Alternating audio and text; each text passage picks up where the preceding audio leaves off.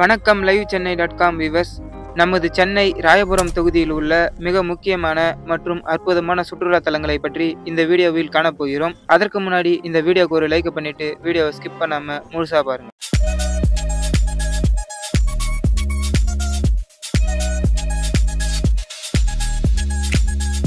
ராயபுரம் பகுதியானது சென்னையின் முக்கியமான மற்றும் பழமையான பகுதிகளில் ஒன்றாகும்.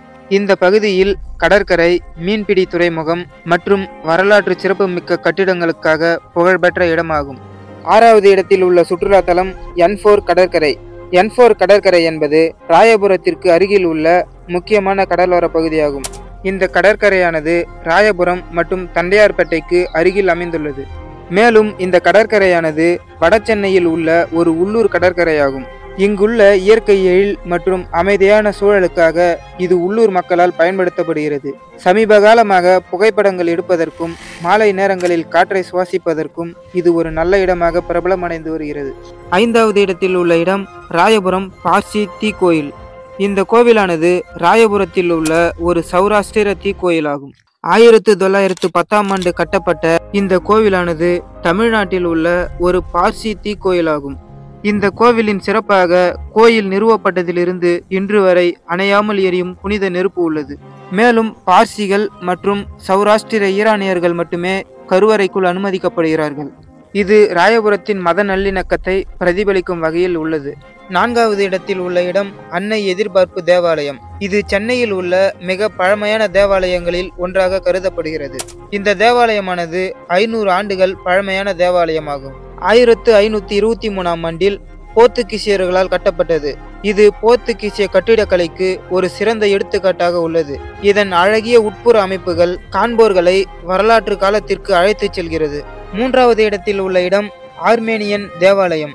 இந்த தேவாலயமானது சென்னையில் எஞ்சியிருக்கும் மிக பழமையான தேவாலயங்களில் ஒன்றாகும். இது ராயபுரத்திற்கு அருகில் உள்ள ஜார்ஜ் டவுன் பகுதியில் அமைந்துள்ளது.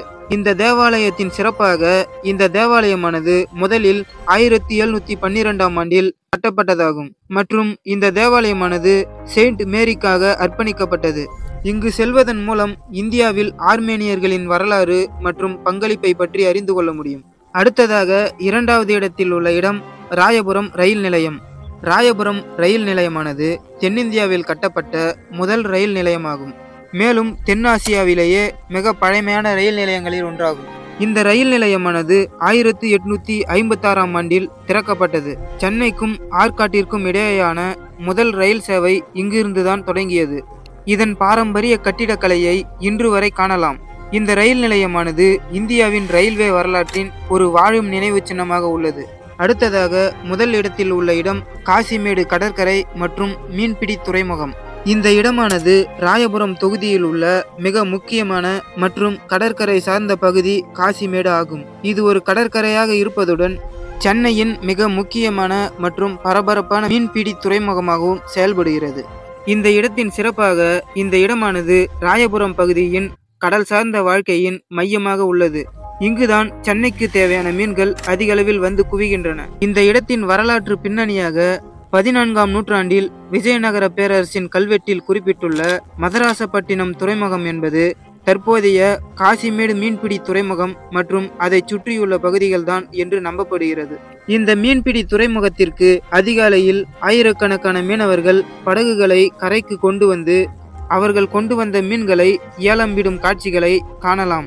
மேலும் புதிய கடல் உணவுகளை விரும்புவோருக்கு இது ஒரு சிறந்த இடமாக உள்ளது. இந்த இடமானது தமிழ்நாடு அரசால் தற்போது இந்த கடற்கரை பகுதி சர்வதேச தரத்திற்கு இணையாக அழகுபடுத்தப்பட்டு வருகிறது.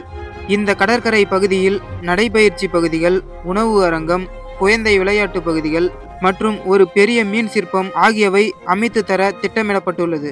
மேலும் பல சென்னையை பற்றிய சுவாரஸ்யமான தகவல்களை உடனுக்குடன் தெரிந்து கொள்ள மறக்காம நம்ம லைவ் சென்னை சேனலை சப்ஸ்கிரைப் பண்ணி ஃபாலோ பண்ணுங்க. மீண்டும் ஒரு அற்புதமான வீடியோவில் உங்களை சந்திக்கிறேன். நன்றி.